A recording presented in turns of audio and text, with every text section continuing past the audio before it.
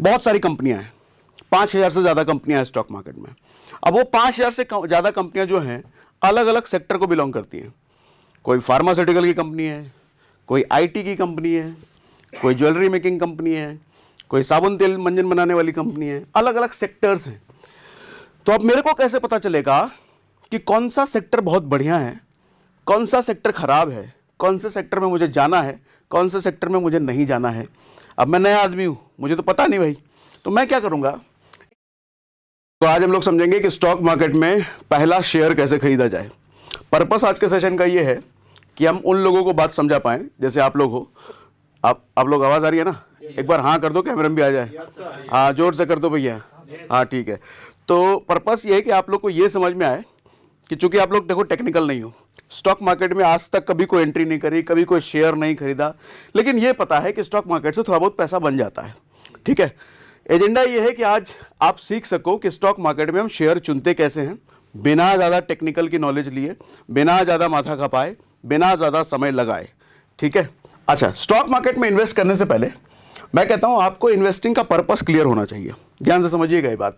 दो बात है, क्या आप स्टॉक मार्केट से रेगुलर पैसा कमाना चाहते हैं इसलिए स्टॉक मार्केट में आ रहे हैं, हर महीने आपको कुछ ना कुछ पैसा कमाई चाहिए इसलिए आ रहे हैं, या फिर दूसरा पर्पस है क्या आप अपने काम के साथ साथ अपना बिजनेस, धंधा, जॉब जो भी है उसके साथ साथ लॉन्ग टर्म इन्वेस्टिंग करना चाहते हैं। मतलब आज कुछ पैसा डाल दिया या महीने का कुछ पैसा डाल दिया, मुझे 10 साल बाद, 15 साल बाद, 20 साल बाद एक सर्टेन अमाउंट चाहिए, वो पर्पस है। तो मैं कहता हूं अगर पहला वाला पर्पस है तो आप, ये मतलब है कि ट्रेडिंग सीखना चाहते हैं, इंट्राडे ट्रेडिंग, ऑप्शन ट्रेडिंग या अलग अलग तरह की ट्रेडिंग होती है, तो हम इस वाली चीज़ की बात नहीं कर रहे हैं, हम दूसरे वाले की बात करने वाले हैं अभी। मेरा मानना है लॉन्ग टर्म इन्वेस्टिंग जो लोग सीखना चाहते हैं, बिगनर्स हैं जिन्हें कुछ नहीं आता टेक्निकल, वो भी लॉन्ग टर्म इन्वेस्टिंग कैसे करेंगे, तो अभी हम इस सेशन में वो बात करने वाले हैं। क्लियर है दीपक? क्लियर? ठीक है, एक बार जोर से बोल दो, कैमरे में भी आ जाए। हाँ क्लियर, ठीक है। Strategy to select lowest risky stock. देखो, जब हम नए लोगों के पर्सपेक्टिव से बात कर रहे हैं ना, तो मेरा ध्यान एक चीज रहता है कि हम स्टॉक वो चुने जो ज्यादा रिटर्न निकाल के दे, ठीक है, लेकिन मेरा रिस्क सबसे कम होना चाहिए। कोई जरूरी नहीं है मुझे 40% मिले, 30 भी मिलेगा चलेगा, 25 भी मिलेगा चलेगा, 20 भी मिलेगा चलेगा, लेकिन रिस्क कम से कम होना चाहिए। मेरा अगर 1 लाख रुपए कहीं लगा तो वो 1 लाख रुपए का 90,000 या 99,000 नहीं होना चाहिए, वो 1,10,000 ही होना चाहिए। ये मेरा कंसर्न है समझाने का, क्योंकि पैसा नहीं जाना चाहिए, कैपिटल नहीं जाना चाहिए। ठीक है, कैपिटल को सेफ रखते हुए हम लोएस्ट रिस्क की स्टॉक चुनेंगे। अच्छा, उसका स्टेप क्या होगा? सबसे पहले मैं कहता हूं, अभी सब करके दिखाऊंगा, टेंशन नहीं। एक वेबसाइट है टिकर टेप, अभी खोल के दिखाता हूं। सबसे पहले इस वेबसाइट पे जाओ, उसके बाद ये तरीके मैंने लिख रखे हैं, मैं करके दिखा देता हूं। मैंने यहां पे खोल रखा है टिकर टेप, फ्री है, लॉगिन करने की कोई जरूरत नहीं है। आपको सिर्फ एक काम करना है, यहां पर आ जाना है स्क्रीनर पर, स्क्रीनर पर नीचे आना, ये लिखा हुआ है लॉन्ग टर्म जम्स, आप इस पर क्लिक कर दो। अच्छा, यहां पे समझिएगा सर, स्ट्रैटेजी 3 फिल्टर यहां पे लगे हुए हैं, सारे फिल्टर हटा दो, हमें कोई फिल्टर नहीं चाहिए। अच्छा, स्ट्रैटेजी में मैंने क्या लिखा है? सबसे पहले मैंने लिखा सेलेक्ट एनी सेक्टर। देखो होता क्या है, बहुत सारी कंपनियां हैं, 5,000 से ज्यादा कंपनियां हैं स्टॉक मार्केट में। अब वो 5,000 से ज्यादा कंपनियां जो हैं अलग अलग सेक्टर को बिलोंग करती हैं। कोई फार्मास्यूटिकल की कंपनी है, कोई आईटी की कंपनी है, कोई ज्वेलरी मेकिंग कंपनी है, कोई साबुन तेल मंजन बनाने वाली कंपनी है, अलग अलग सेक्टर्स हैं। तो अब मेरे को कैसे पता चलेगा कि कौन सा सेक्टर बहुत बढ़िया है, कौन सा सेक्टर खराब है, कौन से सेक्टर में मुझे जाना है, कौन से सेक्टर में मुझे नहीं जाना है? अब मैं नया आदमी हूं, मुझे तो पता नहीं भाई, तो मैं क्या करूंगा, इस टिकर टेप पर आकर के मैं एक लाइन से देख लूंगा भैया यहां पर कौन कौन से सेक्टर हैं, और मैं सारे सेक्टर को थोड़ा थोड़ा करके टच करूंगा, जाऊंगा उसमें और चीजें समझने की कोशिश करूंगा। कैसे बताता हूं। अब जैसे सबसे पहला सेक्टर आ रहा है कंज्यूमर। अब इस पे क्लिक करते ही देखो बहुत सारी कंपनियां हैं, ठीक है। इस सेक्टर में कितनी कंपनियां? 726 कंपनियां आ रही हैं। इसके पहले जब हमने सेक्टर नहीं सेलेक्ट करा था तो लगभग 5,000 की कंपनी के आसपास आ रहा होगा। समझ आ रहा है ना? क्लियर है ना? पक्का? ठीक है। मेरी स्ट्रेटेजी क्या है? मैं कहता हूं सबसे पहले कोई भी सेक्टर ले लो। कोई भी सेक्टर हमने ले लिया जो पहला ऊपर आ रहा था, उसके बाद मैं कहता हूं pick top company based on market cap. अब यहां पे एक सवाल उठ रहा होगा, दीपक बताओ, पुष्पे सवाल नहीं आया? मैंने एक वर्ड लिख दिया मार्केट कैप, ये समझ में आया? मैंने कहा पिक टॉप की कंपनी चूज करो मार्केट कैप के बेस पे। मार्केट कैप क्या होता है? हर कंपनी का कितना नेटवर्थ है, आप ये समझ लो औकात कितनी है कंपनी की, शुद्ध देसी भाषा में कितनी औकात है किसी कंपनी की, उसको मार्केट कैपिटल बोलते हैं। मार्केट कैपिटल कितने हजार करोड़ की कंपनी है। अब जैसे यहां पर मारुति सुजुकी इंडिया लिमिटेड है, ये क्या दिखा रहा है? इकाई, दहाई, सैकड़ा, हजार, 10,000, लाख, 4 लाख करोड़ की कंपनी है ये। ठीक, ऐसे ही ये, ऐसे ही ये, ऐसे ही ये, ऐसे ही। तो ये मार्केट कैप जिसका सबसे ज्यादा है, मतलब जिसकी सबसे बड़ी औकात है, उसके बेस पे मुझे ऊपर से नीचे क्रम में दिखाना। कौन से सेक्टर का? ये वाले सेक्टर का। तो ये वाले सेक्टर में सबसे बड़ी कंपनी जो ऊपर निकल के आ रही है, मारुति सुजुकी निकल के आ रही है। तो अगर मारुति सुजुकी सबसे बड़ी कंपनी है इस सेक्टर की, तो क्या मुझे इसी में पैसा लगा देना चाहिए? ये कैसे समझ में आएगा? स्ट्रैटेजी हमने जो लिखी थी उस पर आते हैं। मैंने क्या बोला? सबसे पहले कोई भी सेक्टर चूज कर लो, वो हमने कर लिया। फिर दूसरा मैंने बोला कि टॉप कंपनी चूज कर लो बेस्ड ऑन मार्केट कैप, हमने कर लिया, मारुति आ रही है। उसके बाद मैं कहता हूं कंपनी 20 साल पुरानी होनी चाहिए कम से कम। ये क्यों, अभी आगे बताऊंगा। मैं इसको खोल लेता हूं, देखता हूं 20 साल पुरानी है कि नहीं। इस पे क्लिक करो, फिर आप इस पे क्लिक करो।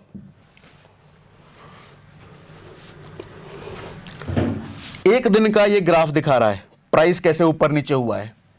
अगर मैं इस पे क्लिक करूंगा, एक वीक का ग्राफ है ये, प्राइस कैसे ऊपर नीचे हो रहा है। ये 1 महीने का है, 1 साल का है, और ये 5 साल का है। और ये मैक्स कर देने का मतलब कंपनी कब से लेके अभी तक मैक्स कर दिया मैंने। कंपनी देखो 3 जुलाई से लिस्टेड है सर स्टॉक मार्केट में, तो 20 साल तो हो गए। ठीक है, हो गए ना 20 साल?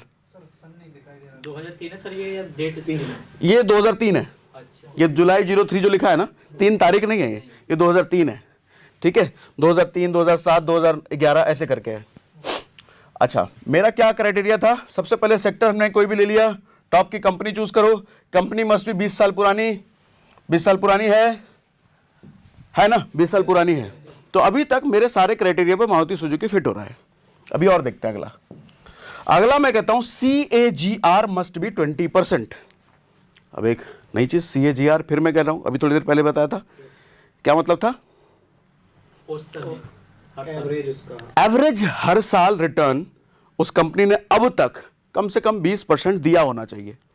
मतलब अगर मैं 20 साल की बात कर रहा हूं, तो 20 साल में हर साल लगभग CAGR औसतन हर साल का रिटर्न 20% होना चाहिए। क्या मारुति ऐसा दे रही है? आओ देखता हूं। 7500%, 7503% इसने 20 साल में अभी तक दिया है। लगभग 20 साल, क्योंकि 2003 से है ये, तो 20 साल, 21 साल, हाँ 20 साल हो गया। तो 7503% तो टोटल है। हर साल का मैं कैसे निकालूंगा? CAGR एक कैलकुलेटर आता है, CAGR कैलकुलेटर, कई सारे खुल के आ गए, कोई भी खोल लो आप।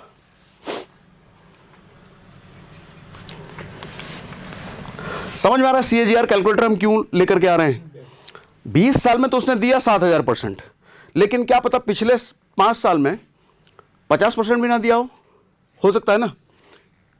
तो हम एक समझना चाह रहे हैं कि भैया एवरेज इसका हर साल का क्या रिकॉर्ड है। तो यहां पर इनिशियल वैल्यू हमें डालना है, फाइनल वैल्यू डालना है, ड्यूरेशन ऑफ इन्वेस्टमेंट, उसके बाद ये CAGR निकाल के दे देगा। तो मैं क्या करता हूं, इनिशियल वैल्यू का मतलब इस टाइम पर इसके स्टॉक की प्राइस क्या थी। आजा भैया, 197 रुपए इसके स्टॉक का प्राइस था 2003 में।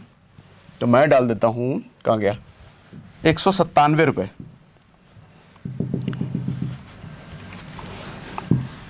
$197, ठीक है। इनिशियल वैल्यू मैंने डाल दिया, फाइनल वैल्यू क्या मैं डालूंगा, आज का, अभी का क्या प्राइस है भाई। तो अभी का जब मैं देखता हूं तो ये तो हाई है, नहीं ये हाई है कि मतलब इतने टाइम में ये हाईएस्ट इसका प्राइस 13,000 रुपये गया है। लेकिन अभी का आप यहां क्लिक कर दो, लास्ट 12,492, ठीक है, मैं 12,500 ले लेता हूं मोटा मोटी, 12,500 ले लिया मैंने, ठीक है। कितने सालों में, 20 सालों में।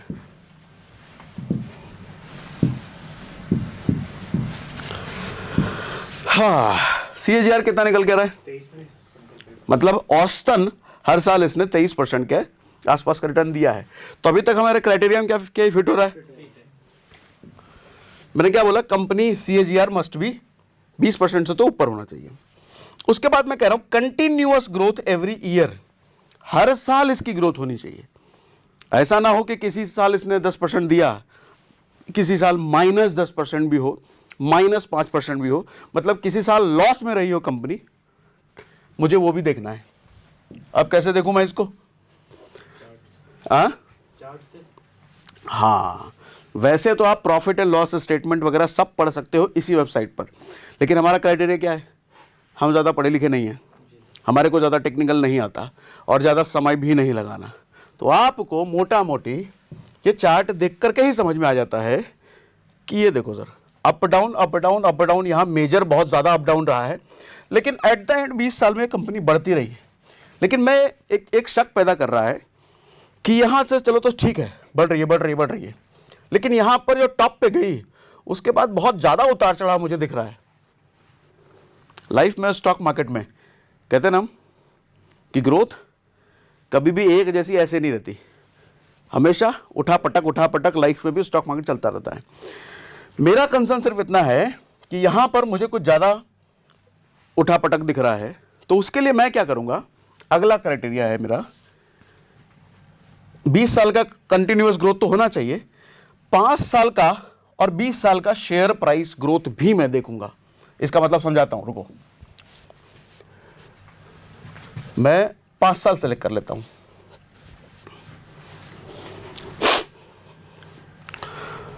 5 साल में कुछ ज्यादा ग्रोथ दिख रही है क्या, ग्रोथ तो है लेकिन कुछ ज्यादा नहीं दिख रहा मुझे। परसेंटेज में देखूं तो 86% 5 साल में, यानी कि 5 साल में इसने पैसा डबल तक नहीं किया है, 5 साल में इसने पैसा डबल तक नहीं किया है।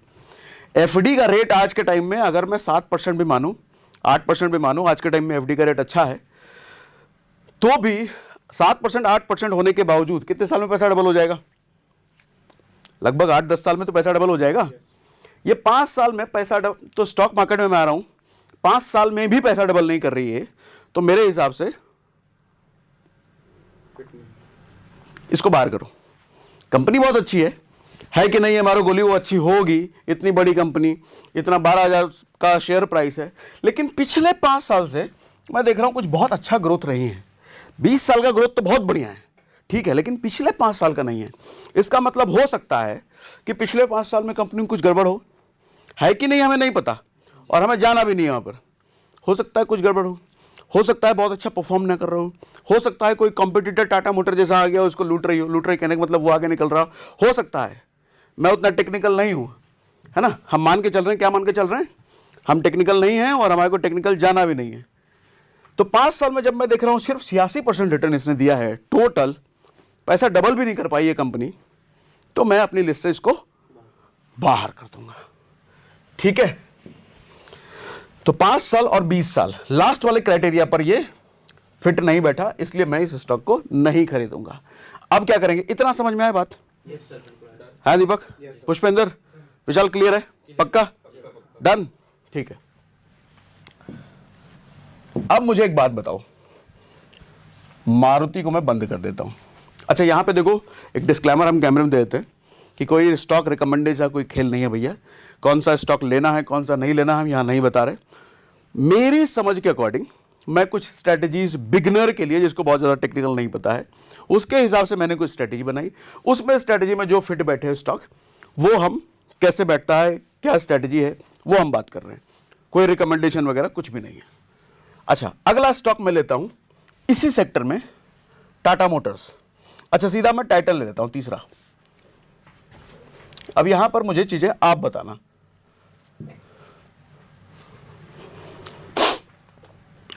सीधा मैक्स ले लूं। पहला क्राइटेरिया मेरा क्या है? पहला क्या था? कंपनी 20 साल पुरानी होनी चाहिए। 2002 से मुझे ये दिख रहा है, तो 20 साल पुरानी है, ठीक है, पहले में फिट बैठ रहा है। दूसरा क्राइटेरिया क्या था? दूसरा क्या था? कंपनी में CAGR मस्ट बी 20% से ज्यादा होना चाहिए। अच्छा, टोटल देखो 20 साल में भैया कितना है? 91,215% इसने ग्रोथ दिया है। ये तो टोटल है, हर साल कब निकालना है? कैसे निकालूं? इनिशियल में मैं क्या डालूंगा वैल्यू? क्या डालेंगे? हाँ, शुरुआती प्राइस 3.70 रुपये 2002 का ये दे रहा है, ठीक है। मैं 4 रुपए ले लेता हूं, मोटा मोटी 4 रुपए हमने ले लिया। अच्छा, फाइनल वैल्यू में कौन सा प्राइस हम डालेंगे? करंट देखने के लिए आ जाओ इधर। करंट अभी 3754, हम 3800 मान लेते हैं मोटा मोटी। 3800 कितने साल? 20 साल। 2002 से ही दिखा रहा है, 21 साल हो गया ना।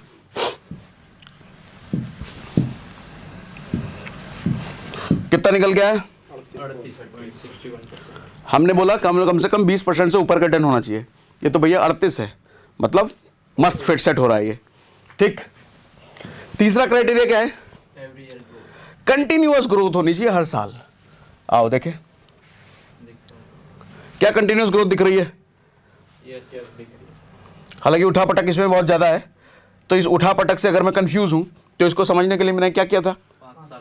5 साल का ग्रोथ में देख लेता हूं जरा। 5 साल में कर लेता हूं। 5 साल में भी मेरे को ग्रोथ दिख रही है। हाँ, अच्छा, परसेंट 208%, डबल का भी डबल। अगर मैंने 5 साल पहले 1 लाख रुपए इसमें डाले होते तो कितने हो गए होते?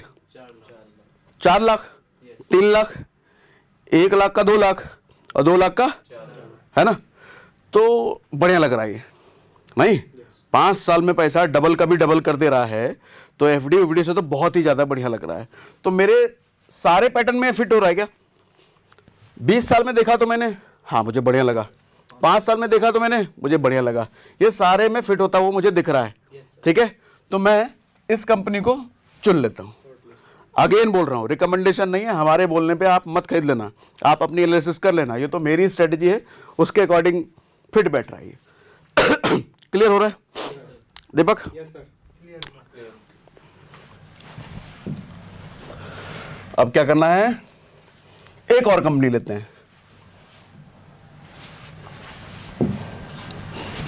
हाँ, अब जैसे एक एवेन्यू सुपरमार्ट है, सेक्टर अभी तक एक सेक्टर में है, हम सेक्टर बदल के भी देख सकते हैं। एक एवेन्यू सुपरमार्ट भी हम ले लेते हैं। अभी मैं लाइव करके भी दिखाऊंगा कि इन्वेस्ट करना कैसे है, कौन सी ऐप में करना है, कैसे कौन सा बटन दबाना है, वो सब भी दिखा दूंगा। मैं मैक्स लेता हूं। कंपनी कितने साल पुरानी है? 2017। हालांकि कंपनी अच्छी है कि नहीं है मुझे नहीं मालूम, हम टेक्निकल नहीं है ना, हम नए लोग हैं, हमें नहीं पता। हमारा तो क्राइटेरिया 20 साल वाला है, तो मेरे में नहीं बैठ रही है, छोड़ दूंगा मैं। अच्छा, कुछ लोग यहाँ पे हो सकता है कमेंट करने आए, तुमको पता नहीं है एवेन्यू सुपरमार्केट बहुत बढ़िया कंपनी है सुपरमार्केट। तो हम उनको फिर से कैमरे में बता देते हैं कि हम यहाँ पर उनको समझाने की कोशिश कर रहे हैं जो बिल्कुल टेक्निकल नहीं है और जिनको टेक्निकल सीखना भी नहीं है। अच्छा, अब मैं सेक्टर चेंज कर लूँ क्या? इसको अनलिस्टेड कर, इसको अनचेक करके कम्युनिकेशन सर्विसेज ले लेता हूँ। भारतीय एयरटेल है, ये सबसे बड़ी दिख रही है, इसमें क्लिक कर लें।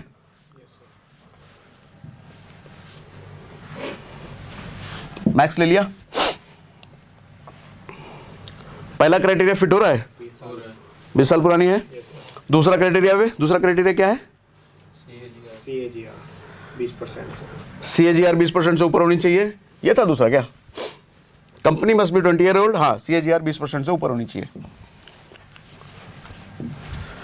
अभी तक तो टोटल 11,408% इसने रिटर्न दे दिया है, लेकिन हर साल का अगर मैं देखूं तो CAGR के लिए इनिशियल वैल्यू क्या है, 11 रुपए का स्टॉक था ये 2002 में, 11 रुपए, और अभी कितने का है ये, अभी ये 1277, तो मैं 1300 रुपये दे लेता हूँ, मोटा मोटी हम ले रहे हैं। कितने साल हो गए, 21, कितना दिया, 25, तो मेरे क्राइटेरिया में फिट हो रहा है। आगे देखते हैं। अच्छा, उसके बाद क्या था क्राइटेरिया, पर ईयर ग्रोथ, हर साल ग्रोथ होनी चाहिए। हर साल ग्रोथ यहाँ पे मुझे दिख तो रही है, हालांकि यहाँ पर बहुत लंबे साल तक इसका कोई ग्रोथ नहीं रहा है, मोटा मोटी देखो तो है एक पैरेलल जैसा ही दिख रहा है, नहीं, लेकिन इसको देख के मैं कंफ्यूज हूँ, क्लियर नहीं हो पा रहा, मैं क्या करूंगा फिर, पिछले 5 साल का देख लेते हैं। पिछले 5 साल में इसने 292% दिया है, लगभग 300%, तो बढ़िया ग्रोथ दिया है इसने भी। मेरा 1 लाख रुपए कितना हो जाता, 8 लाख, 6 लाख, चलो 8 6 वो आप देख लेना, 300% दिया है इसने, तो बहुत बढ़िया लग रहा है ये। अगला क्राइटेरिया मेरा क्या है, अच्छा इतना ही है ना, 20 का भी मैंने देख लिया, 5 का भी मैंने देख लिया, ये सारे क्राइटेरिया मेरा फिट हो रहा है, तो इस हिसाब से मैं इस स्टॉक के साथ अकॉर्डिंग टू स्ट्रेटेजी जा सकता हूं, ठीक। अच्छा, यहां पर एक अगेन एक चीज समझा देता हूं आप लोग को, ये बेसिक क्राइटेरिया तो है, लेकिन इसके अकॉर्डिंग आप जब पैसा इन्वेस्ट करो तो थोड़े पैसे इन्वेस्ट करना। मैं आगे के सेशंस में कुछ और चीज़ें डीप एनालिसिस भी आपको बता दूंगा कि कंपनी का थोड़ा फ्यूचर भी हमारे को समझना है। अभी की कंपनी बहुत बढ़िया कर रही है, पिछले 5 साल में बहुत बढ़िया कर लिया, पिछले 20 साल में बहुत बढ़िया कर लिया, थोड़ा सा मुझे ये भी समझना है कि अगला 5 साल या अगला 10 साल कैसा इसका हो सकता है, तो वो आगे के पार्ट में हम समझेंगे। लेकिन फिलहाल इतना समझ लो कि आप अपनी बेसिक इन्वेस्टिंग इस स्ट्रैटेजी के अकॉर्डिंग शुरू कर सकते हो, थोड़ा थोड़ा पैसा, ठीक। अच्छा, एक नेगेटिव साइड भी बताता हूं जरा। एक जोमेटो शेयर है, ऑनलाइन सर्विसेज में है, ऑनलाइन सर्विसेज में सबसे बड़ी कंपनी मुझे यही दिख रही है।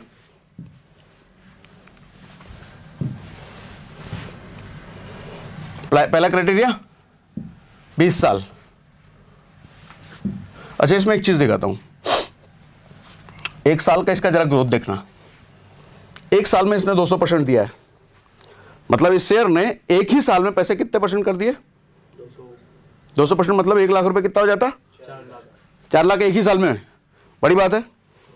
1 साल का अगर कोई इसका चार्ट देख ले, बहुत तगड़ा, खतरनाक, इमीडिएट हमारे को घुस जाना चाहिए।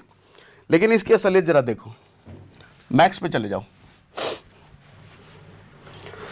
सर पहली चीज तो कंपनी 20 साल पुरानी नहीं है, 2021 से। 2021 के टाइम पे प्राइस क्या था, 154 रुपए। आज के टाइम पे प्राइस क्या है, 193 रुपए। मतलब 2021 से कितने साल हो गए, 3 साल। तो अपने 3 साल पहले जो प्राइस थी उससे थोड़ा ही प्राइस अभी ऊपर है। 3 साल का अगर रिटर्न मैं देखूं तो सिर्फ 53% है। हालांकि पिछले 1 साल में इसने बहुत बड़े रिटर्न दे दिया, पिछले 1 साल में इसने बहुत लोगों को पैसा कमा के दे दिया, लेकिन 3 साल पहले जिन्होंने इसमें घुसा होगा उसको तो सिर्फ 53% मिला है। तो मैं अगर नया इन्वेस्टर हूं तो ऐसे स्टॉक को मैं क्या करूंगा, छोड़ दूंगा। ये कंफ्यूजिंग है भैया, मैं ऐसे में नहीं जाऊंगा। हालांकि मैं अपनी बात करूं तो मैंने जोमेटो में पैसे कमाए हैं अच्छे खासे, क्योंकि मैंने एंट्री इस समय के आसपास ली थी और इस समय सिर्फ 51 रुपये था, और अभी मेरा अच्छा खासा पोर्टफोलियो जो जोमेटो पर है। लेकिन फिर भी नए लोगों को मैं कहता हूं, अगर कन्फ्यूज़न है, क्योंकि है ये कन्फ्यूज़न वाले स्टेट, इसको छोड़ दो। क्लियर हो रहा है? अब आगे बढ़ते हैं। अच्छा, थोड़ा सा इसको ब्रेक कर देता हूँ। हमने जो स्ट्रैटेजी की बात करी, बेसिक स्ट्रैटेजी, मैंने कहा company must be 20 year old. इसका मतलब क्या समझ में आता है मेरे को, क्रेडिबिलिटी। 20 साल से कोई कंपनी अगर मार्केट में है तो समझ में आता है कि मार्केट की मार उसने झेली है। मार मतलब 2008 में रिसेशन आया, 2020 में कोविड के टाइम पे रिसेशन आया। कहता है ना कि एक आदमी मजबूत वही होता है जो अपने बुरे समय को झेल करके आगे बढ़ जाता है। ऐसे स्टॉक के साथ भी होता है। वो स्टॉक जिसने बुरे समय देखकर उसके बाद प्रोग्रेस कर लिया, वो मजबूत स्टॉक है। मजबूत स्टॉक कहने का मतलब मजबूत कंपनी है वो, जो बुरे समय को देख करके वो आगे बढ़ गया, प्रोग्रेस कर गया, वो अच्छा स्टॉक है। इसीलिए ये देखने के लिए हमने 20 साल लिया। हालांकि लोग 5 साल, 3 साल, 2 साल भी देख लेते हैं, लेकिन 5 साल, 3 साल में जनरली अगर कोई रिसेशन नहीं आया है, अगर कोई बुरा समय उस स्टॉक के साथ नहीं आया है, तो आप नहीं समझ पाओगे कि वो कंपनी स्ट्रांग है कि नहीं है। क्योंकि किसी की स्ट्रेंथ कब समझ में आएगी? उसका टफ टाइम में वो कैसा बिहेव किया, वही से उसकी स्ट्रेंथ बताता है। ठीक है, CAGR मस्ट बी 20% जो मैंने कहा, इसका क्या मतलब है? अच्छा रिटर्न और अच्छा बिजनेस ग्रोथ। अगर 20% से ऊपर निकल के आ रहा है, मतलब अच्छा रिटर्न तो दिया उसने और अच्छा बिजनेस भी ग्रोथ हुआ है, तभी तो 20%। फिर मैं कह रहा हूं कंटिन्यूअस ग्रोथ एवरी ईयर। इसका मतलब क्या समझ में आता है? Continuous growth source consistent revenue, consistent growth on profit, revenue, धंधा, बिजनेस उसका लगातार बढ़ रहा है। किसी आदमी पर कैसे भरोसा करोगे कि आदमी धंधा आगे चला पाएगा कि नहीं चला पाएगा? पास रिकॉर्ड देखो।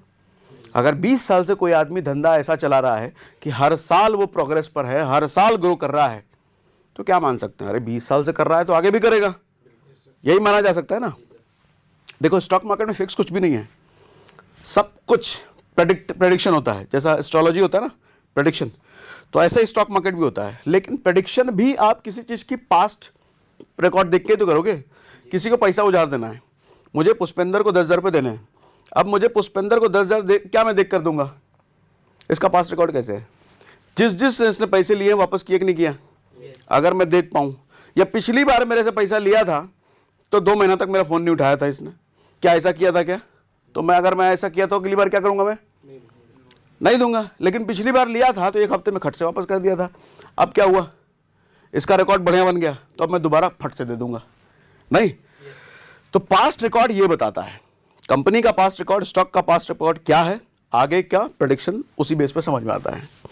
अच्छा, चेक 5 साल, 20 साल, इसका मतलब क्या समझ आता है?